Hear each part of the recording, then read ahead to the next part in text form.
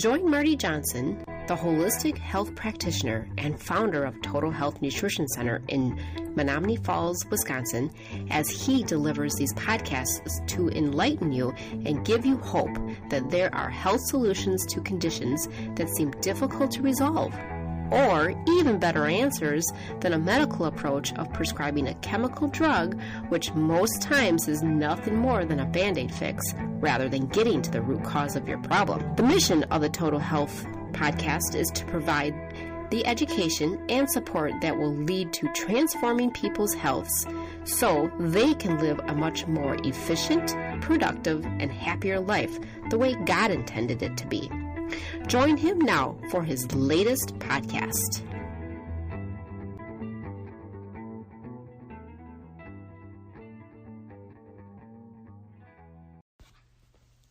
Hello, thank you for joining me with this podcast on weight loss resistance.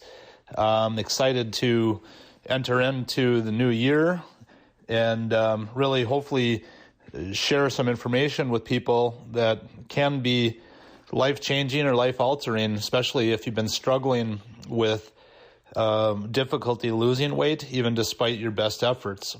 So here we go. Basically, with weight loss resistance, you might not have heard that term before, but it basically, as you can imagine, like I had said, there's many people that I've met over the years that really come to me for weight loss issues that really eat better than most people that I've seen and still can't lose any weight. Their weight just doesn't budge.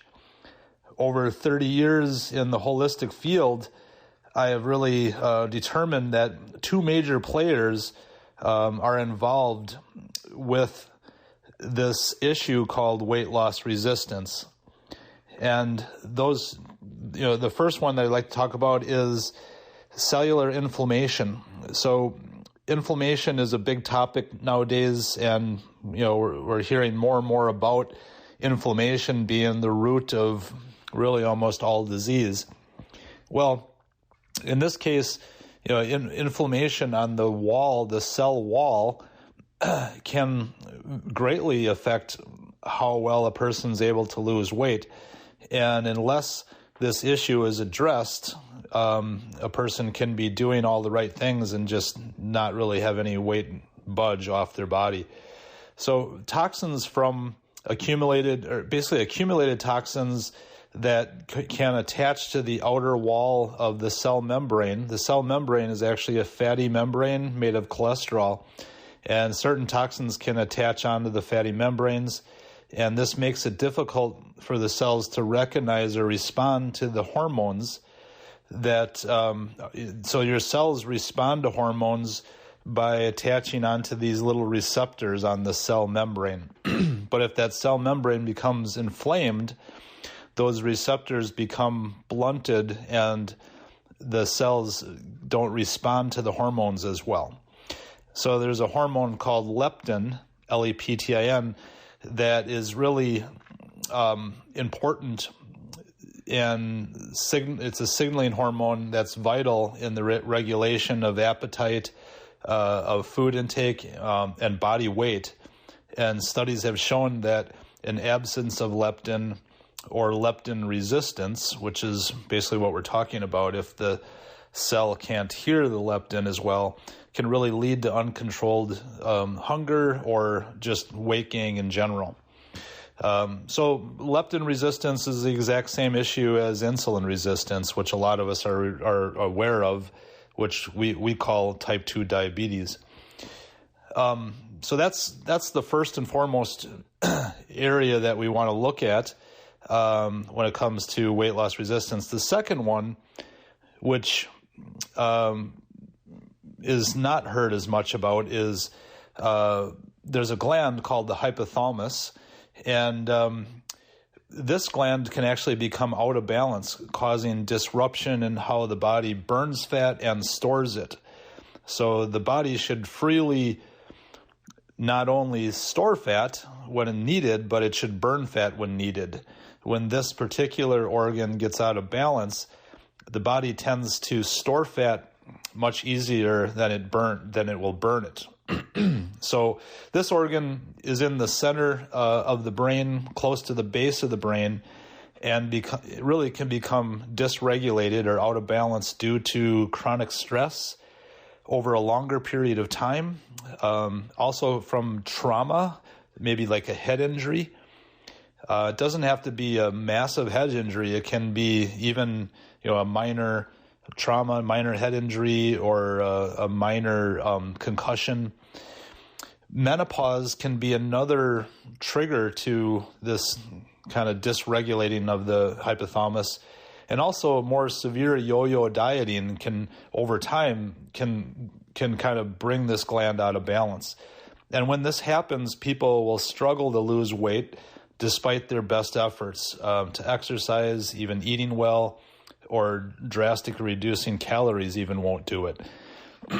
And what we find is that when this phenomena is taking place with this hypothalamus dysregulation, people will tend to really hold weight or body fat in these target areas that are really the most annoying to people. And they'll tell you that, yes, right in the middle of the belly or middle of your body, people will tend to hold fat, or in the back of their legs into the buttock, back of the arms, on the sides or the love handles. Those areas will be the main areas that people will tend to just hold weight. And obviously that's quite frustrating. So the question is what do we do about these issues from a holistic standpoint? Well, over the years, really have come to mentoring with different doctors around the country and so forth. In our clinic at Total Health, we've really developed a comprehensive plan for dealing with cellular inflammation. And some of the tests that we would do right off the bat in an initial visit for this kind of situation would be testing. Actually, we have a test called it's called a meta-oxy test, which is a urine test, which will show us to what degree your the cellular membrane is inflamed. So right away we can tell from this test if we're dealing with inflamed cell membrane, which would tell us that most likely leptin resistance is very strongly possible. The other thing that we want to utilize for testing is a blood test called a megaquant, which can help us to understand the actual blood levels of omega-3 fatty acids going on. Because if these fatty acids are too low, then the integrity of the cell membrane is going to be compromised, because that cell membrane is made up of fats. So it's another test that's quite important. We do other tests, but those are just two that I think are worth mentioning. Other approaches that we might take is starting out with a low inflammation diet. That might require a low carbohydrate diet, or possibly intermittent fasting along with low carbohydrates, or looking at key foods that a person might have sensitivities to, which can also increase inflammation. So trying to determine if there are sensitivities to foods, eliminating those foods out of the diet, and working with protocols that help to reduce inflammation through the diet. Also, proper detoxification. It's hard to, in a podcast, to get into super detail on this, but really, one of our jobs is to determine, okay, what toxins could be driving the inflammation, and then what kind of detoxification program is the right process for that individual.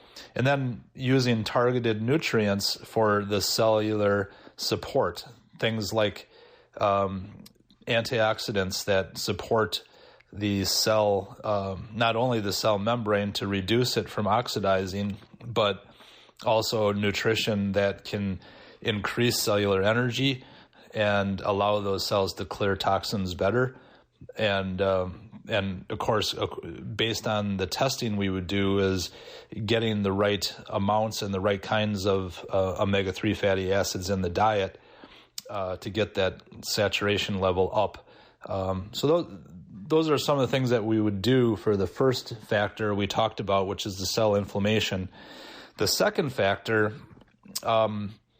there's very specific dietary protocols that we would want to follow that actually have been researched medically to help to reset this hypothalamus gland and have it regulate normally.